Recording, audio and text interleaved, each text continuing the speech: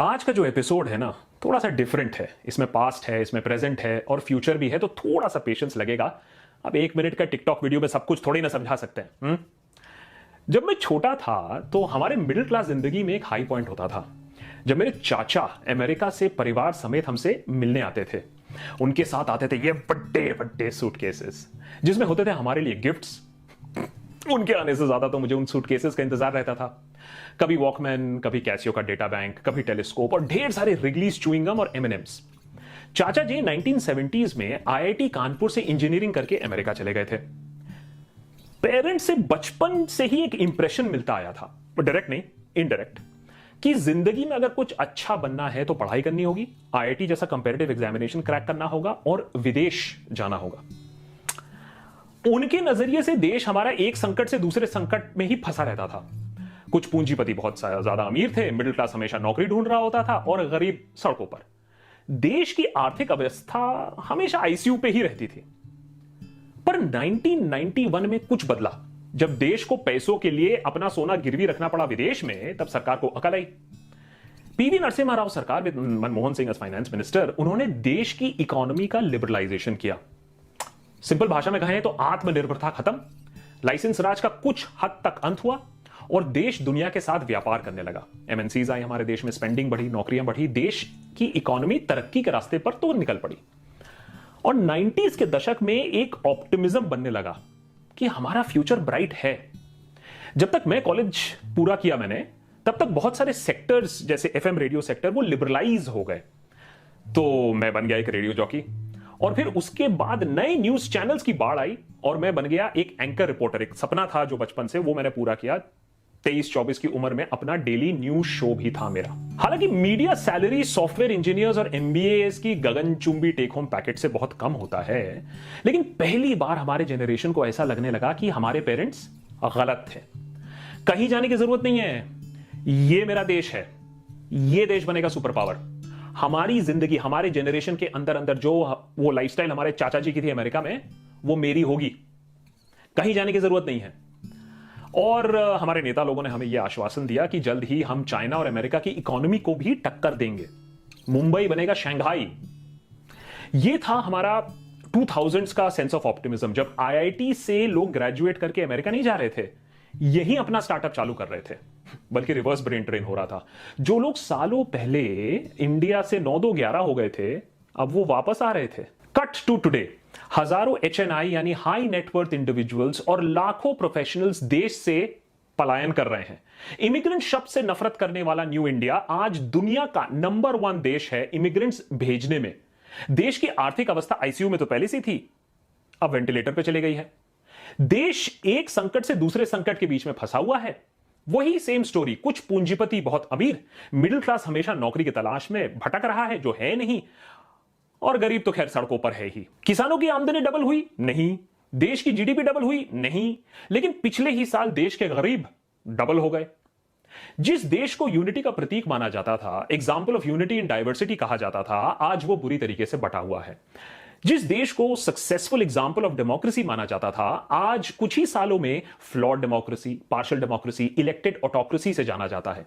कुछ ही साल पहले हम सिस्टम को और उसको चलाने वाले को खुल के कोसते थे, खुल के गाली बक सकते थे, आज वो पॉसिबल नहीं है। जिस प्रेस को वाइब्रेंट एंड थ्राइविंग माना जाता था, जिसका मैं भी एक छोटा सा हिस्सा था, आज वो प्रेस फ्रीडम रैंकिंग के बेसमेंट पे बैठा हुआ है और बेसमेंट खोद रहा है, अपनी कबर वहां खोद रहा है बेसमेंट के अंदर।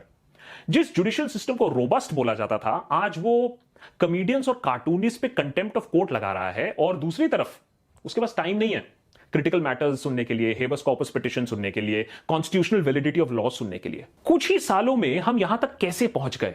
हमें भक्ति की अफीम की लत इतनी बुरी तरीके से कैसे लग गई? मोदी के 7 सालों में देश इंटरनेशनल राइजिंग स्टार से इंटरनेशनल जोक कैसे बन गया? इंडिया ग्लोबल रेस में इतना पीछे कैसे रह गया कि चाइना तो दूर की बात है, हमारा पर कैपिटा जीडीपी बांग्लादेश के पर कैपिटा जीडीपी से कम हो गया। हम बांग्लादेशी इमिग्रेंट्स को टर्माइट बोलते रहे और उन्होंने हमसे ही ज्यादा कमाना शुरू कर दिया। अब तो कोई ये भी नहीं बोलता है मुझे गो टू बांग्लादेश। हमने अपना रास्ता कैसे खो दिया? क्या हमें गुमराह किया गया है, या हम जानबूझ के तरक्की के हाईवे को छोड़कर झूठ, नफरत और घटिया सोच के पगडंडी पर चलने लगे? देश की आर्थिक व्यवस्था यूपीए के टाइम से ही डगमग डगमग कर रही थी, खासकर कि मनमोहन सिंह के आखिरी 3 साल जब सरकार से काम की कम स्कैम की खबर ज्यादा आती थी। यह वो समय था जब एक पॉलिसी पैरालिसिस ने सरकार को जकड़ लिया था। उधर मीडिया और ऑपोजिशन ने यूपीए को घेर लिया। मनमोहन सिंह, राहुल गांधी की छवि को चूर चूर किया जा रहा था मीडिया पर, सोशल मीडिया पर, ड्राइंग रूम में, और वो कुछ ना कर पाए। Women safety, petrol prices, inflation, jobs, issues की तो कोई कमी थी नहीं बीजेपी के पास। उसके ऊपर नरेंद्र मोदी का media, social media savvy persona.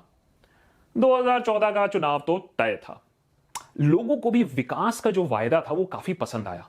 विदेश से काला धन वापस आएगा, 15 लाख रुपए हमको सबको मिलेंगे, अच्छे दिन आएंगे और करप्शन जाएगा। लेकिन बीजेपी का जो मेगा कैंपेन था सपोर्टेड बाय द आरएसएस, वो 2 लेवल पर खेला गया। इसको एक्चुअली आप मास्टर स्ट्रोक कह सकते हो। लेवल 1 जो पब्लिक फेसिंग कैंपेन था वो विकास का था, गुड गवर्नेंस का था, डिजिटल इंडिया का था, मेक इन इंडिया का था, नेपोटिज्म फ्री इंडिया का था, चाय वाला aiming to be PM aspirational campaign था। लेवल 2 था जो अंडरलाइनिंग कैंपेन था, जो डार्कर कैंपेन था, वो था आइडेंटिटी का, कि खतरे में हैं हम सब और एक ही आदमी हमें बचा सकता है।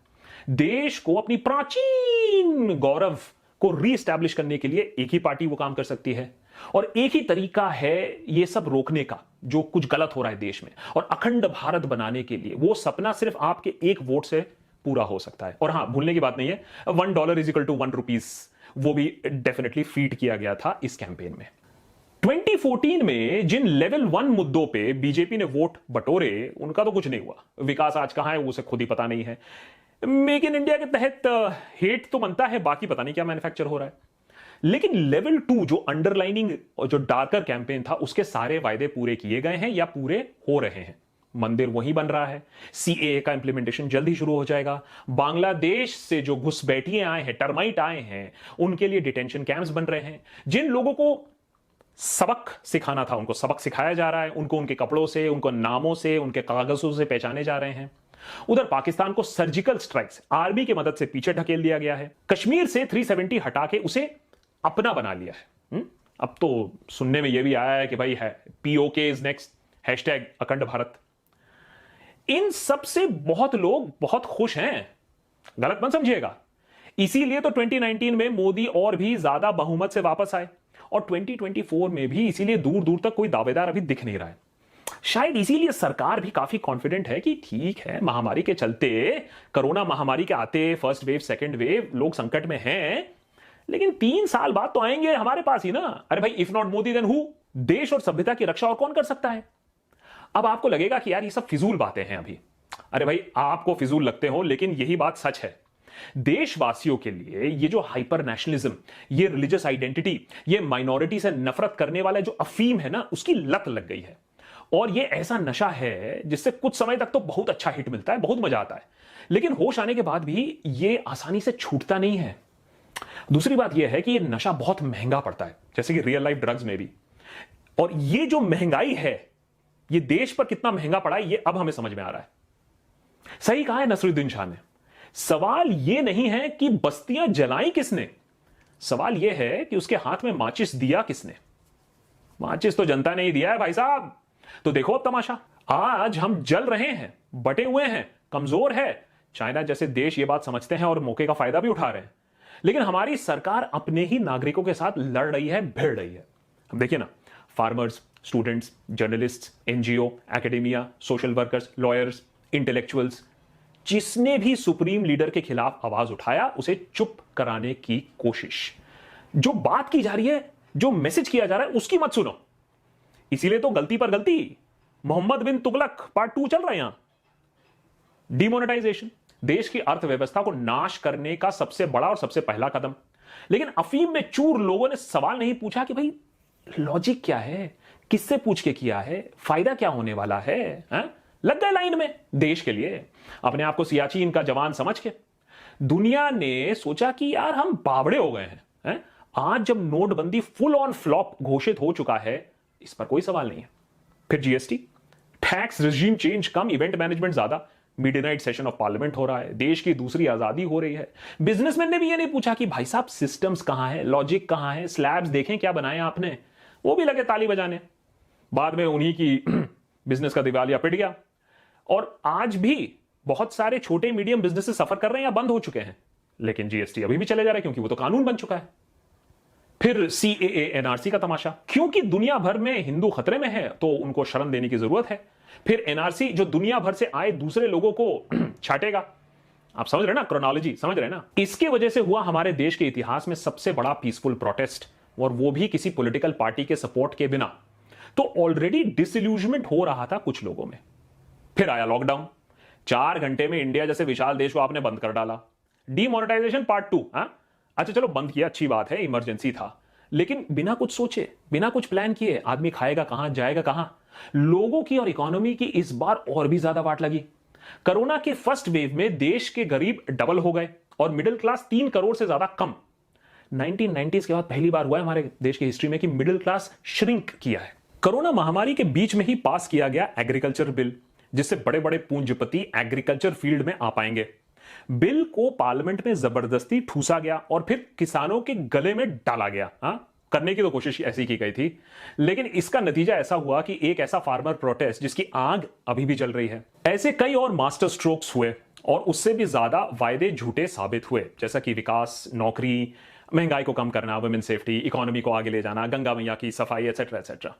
लेकिन सबसे बड़ा धोखा हुआ जब लोगों के साथ जब कोरोना का सेकेंड वेव आया और तबाही मच गई। उस संकट की घड़ी में सरकार बिल्कुल लापता। लोगों को आत्मनिर्भर छोड़ के रखा, वो अपना ऑक्सीजन ढूंढते रहे। हॉस्पिटल बेड की दुहार ट्विटर पे लग रही थी, सरकार से नहीं। आज तक देश के इतिहास में सबसे बड़े संकट के बावजूद ये कहना कि साहब तो ठीक है, ज्यादा बोलने वालों को जेल के अंदर कर दिया। गंगा मां के किनारे हजारों बॉडीज मिल रही हैं, लेकिन जनता भी खामोश है, ज्यादा कुछ नहीं कर रही है, घर पे बैठी है, सोशल डिस्टेंस मेंटेन कर रही है। सरकार का ये गुरूर, ये एग्रेशन इसलिए भी आता है क्योंकि हमने इसे पनपने दिया है। हमने फैसिज्म, कट्टर सोच और अंधविश्वास को इग्नोर किया है इतने टाइम से। आज वो हमें डसने के लिए तैयार है। एग्जाम्पल के तौर पे सेकंड वेव को ही ले लो। लोग मर रहे थे, उधर डॉक्टर्स जान प्राण लगा रहे थे लोगों को बचाने के लिए, उनकी जिंदगी बचाने के लिए। लेकिन रामदेव कहते हैं कि एलोपैथी तो बेकार है, वैक्सीन से कुछ नहीं होता है। उधर Pragya Thakur, member of parliament, कहती हैं कि गौमूत्र पियो मेरे तरह, कोरोना से दूर रहोगे। इसके बाद जब दुनिया हम पर हंसती है तो आईटी सेल आपको व्हाट्सएप मैसेज भेजेगी कि देखो दुनिया हमसे कैसे जल रही है, ये देश के खिलाफ कंस्पिरेसी है, सब जलते हैं हमसे। हाँ भाई, जॉर्ज सोरोस ने ही ये सब करवाया है, क्योंकि वहां इतनी कॉमेडी शो कहां मिलती उनको रात दिन। इस देश और उसके धर्म का मजाक उड़ाने वाले सिर्फ और सिर्फ वो लोग हैं जो देश को चला रहे हैं। आज देश में वैक्सीनेशन के लिए त्राही त्राही मची हुई है, उस देश में जो दुनिया का नंबर 1 वैक्सीन मैन्युफैक्चरर है। देश आज संकट में तो है, यह बात भक्त बनर्जी भी मानता है। भले ही भक्ति खत्म ना हुई, लेकिन भाई कोविड से रिश्तेदार खोए हैं, पेट पर लात पड़ी है। तो सवाल यह है कि जो बाकी के लोग बचे हैं, जो अफीम पर नहीं है या फिर जो अफीम छोड़ पाए हैं, वो क्या करें। ये रहे देशभक्त के 8 तरीके। अब आप इसको नुस्खे कह लो, तरीके कह लो, सोल्यूशन कह लो, जो भी कह लो, लेकिन इनमें से कुछ तो अपना लो। अगर सारे 8 नहीं अपना लो, शायद देश बच जाएगा। पहले तो ये मान लो कि भैया देश फुली डेमोक्रेटिक नहीं है। नहीं है भाई, मीडिया की, आपकी सवाल पूछने की शक्ति पर काफी पाबंदियां लग चुकी हैं। कई जेल पे हैं, कई ऊपर केस थोपे गए हैं। तो जब तक सिटीजन सवाल नहीं पूछेगा तब तक कुछ खास होगा नहीं। धीरे धीरे हमारे अधिकार ऐसे ही छिनते जाएंगे। कोरोना महामारी के बाद आर्थिक महामारी भी आने वाली है, उसके बारे में सरकार क्या कर रही है, सवाल पूछो। डबल डिजिट ग्रोथ की बात हो रही थी, अब डबल डिजिट नेगेटिव में चल रहा है। कंपनियां डूब रही हैं, एनपीएस बढ़ रही हैं, खरबों रुपए हाउसिंग प्रोजेक्ट्स में फंसे हुए हैं, लोगों को अपने घर नहीं मिल रहे हैं। फाइनेंस मिनिस्ट्री क्या कर रही है इसके बारे में? जो नफरत का अफीम सप्लाई हो रहा है उसे रोकना पड़ेगा। जैसे नो टू ड्रग्स कहते हैं ना नेक्स्ट जनरेशन को, वैसे ही नो टू बिगेट्री और हेट कहना होगा। व्हाट्सएप ग्रुप से लेकर नेताओं को लताड़ना होगा, नहीं तो नफरत की ये आग जो है ना, ये हमें और हमारे घर वालों सबको जला डालेगी। सरकार के प्रोपेगेंडा से बाहर आना पड़ेगा। सरकार की मानो तो ऑपोजिशन से लेकर रियाना तक सबके पास टूल किट है देश को बर्बाद करने के लिए, बदनाम करने के लिए। सारी इंटरनेशनल मीडिया बीजेपी को बदनाम करने के लिए तुली हुई है, मिली हुई है। सिर्फ सुप्रीम लीडर सही है, बाकी सब गलत है। यह बात जनता के बहुत लोग ऐसा मानते भी हैं। हमारे सारे डेमोक्रेटिक इंस्टीट्यूशंस का क्या हाल है पूछो। EC, CBI, ED, RBI, CVC, इनसे मांग करो कि भैया अपना काम तो कर लो, एक रीढ़ की हड्डी तो उगा लो। कहा जाता है कि करप्शन कम हो गया है, लेकिन इलेक्टोरल बॉन्ड से कौन कितने पैसे किसको दे रहा है सिर्फ सरकार जानती है। सुप्रीम कोर्ट को भी दुहार लगानी पड़ेगी कि वो जनता के हित में केसेस सुने। कश्मीर से लेकर फ्रीडम ऑफ स्पीच से लेकर न्यू आईटी रूल्स, 2024 तक अगर डेमोक्रेसी का गला कंप्लीटली नहीं घुटवाना है तो सुप्रीम कोर्ट ही बचा सकता है। हर रोज खबर आती है कि छोटे छोटे बातों के लिए सरकार एनएसए यूएपीए लगा देती है। आपने अगर कुछ किया भी ना हो, आप बेल तक की अर्जी नहीं डाल पाएंगे, इतने स्ट्रिंजेंट प्रोविजंस होते हैं। ये बात तो हमें भी सताती रहती है कि हमारा नंबर कब आएगा, लेकिन नो वरीज, सच बोल रहे हैं, देशभक्ति कर रहे हैं।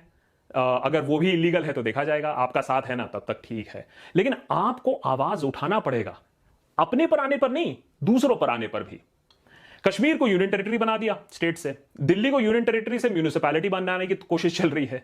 देश को एक आदमी एक ऑफिस चलाने की कोशिश कर रहा है। वो एक्सपेरिमेंट जो पाकिस्तान में ऑलरेडी किया जा चुका है और उसका नतीजा यह कि पाकिस्तान 2 टुकड़ों में बट गया।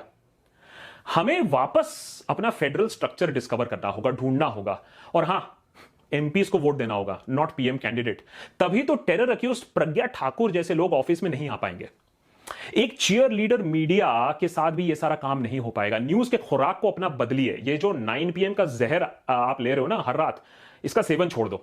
डिजिटल पब्लिकेशंस की तरफ जाओ जो अच्छा काम कर रही हैं, ग्राउंड रिपोर्टिंग कर रही हैं, एक्चुअल पत्रकारिता कर रही हैं। मुझे बहुत बार लोगों ने पूछा है कि should we lose hope in India, have you lost hope in India? मैं कहता हूं नहीं, क्योंकि इमरजेंसी के बाद भी मैंने पढ़ा है कि इंडिया कैसे सर्वाइव किया और थ्राइव भी किया डेमोक्रेसी। सबसे मुश्किल घड़ी तो है ये हमारे देश के हिस्ट्री में, लेकिन अगर हम अब भी टाइम रहते जग गए, देश को स्टेबल कर पाए, तो बहुत सारे अपॉर्चुनिटीज हैं हमारे देश के लिए। यूएस चाइना ट्रेड वॉर, उसके बीच में इंडिया काफी बेनिफिट कर सकता है। हमारी टेक इंडस्ट्री अभी भी काफी सॉलिड है। हम न्यू एंटरप्राइज को एक्चुअली बढ़ावा दे सकते हैं, बातों से नहीं, एक्शन से, क्योंकि हमारी जो यंग इंडिया है ना, वो काफी एंटरप्रेन्योरल है। अगर लेबर रिफॉर्म्स हमने ठीक से कर दिया तो काफी अच्छा हो जाएगा, एग्रीकल्चर रिफॉर्म्स की तरह नहीं। तो हम $5 ट्रिलियन इकोनॉमी बन सकते हैं, लेकिन उसके लिए हर नागरिक को साथ में काम करना पड़ेगा। ये बांट के, हेट करके, गाली गलौज से हम $5 ट्रिलियन इकोनॉमी नहीं बनेंगे। और ये सब काम सरकार को करने पर मजबूर ऑपोजिशन, मीडिया और कोर्ट्स नहीं करेंगी, जनता की आवाज करेगी। क्योंकि सरकार एक ही चीज से एक्चुअली डरती है, जनता के आक्रोश से। तो भाई थोड़ा आक्रोश दिखा दो, क्योंकि अब नहीं तो कब। नेता टाइप आधा काम मत करो, सब्सक्राइब के साथ साथ बेल आइकॉन भी दबाओ। ये एपिसोड थोड़ा सीरियस हो गया, मुझे मालूम है, लेकिन कुछ दिल की बातें थी तो मैंने कहा भाई किसको बताऊंगा अगर अपने देशभक्त फैमिली को नहीं बताऊंगा। कैसा लगा आप जरूर बताइएगा कमेंट सेक्शन पे। मैं तो हमेशा कहता हूं बुरा भी लगा तो बताइएगा, पढ़ने की तो जरूर कोशिश करता हूं। Thanks to Kuvera for sponsoring this video. Covid का टाइम है, आप भी अपना फाइनेंसेस ध्यान से प्लान करिए। हमें भी काफी झटका लगा है पिछले 1 महीने में, तो हम जानते हैं कि फाइनेंशियल प्लानिंग कितना इंपॉर्टेंट है। कुवेरा जैसे एप्स हैं, फ्री टूल्स हैं। कुवेरा को आप समझिए एक फ्री एडवाइजरी प्लेटफॉर्म, जिससे आप अपनी लाइफ गोल्स के हिसाब से इन्वेस्टमेंट कर सकते हैं, म्यूचुअल फंड में इन्वेस्ट कर सकते हैं। इसका आर्टिफिशियल इंटेलिजेंस आपको बताएगा, आपकी रिक्वायरमेंट समझेगा, आपकी गोल समझेगा, फिर बताएगा कौन सा म्यूचुअल फंड आपके लिए बेस्ट है। इस ऐप से आप डिजिटल गोल्ड भी खरीद सकते हो, हेल्थ इंश्योरेंस भी ले सकते हो, और अब फिक्स डिपॉजिट भी आप ले सकते हैं। आप डिफरेंट बैंक्स के फिक्स डिपॉजिट रेट्स कंपेयर कर सकते हैं, और जो आपको पसंद है आप वही ले सकते हैं। अपने पोर्टफोलियो को और डाइवर्सिफाई कर सकते हैं। ये सब एक्चुअली बनाता है कुवेरा को the best wealth management app, और वो भी बिल्कुल फ्री। नीचे डिस्क्रिप्शन बॉक्स में डाउनलोड लिंक दिया हुआ है, एक बार जरूर ट्राई करिएगा। More episodes coming up on the देशभक्त।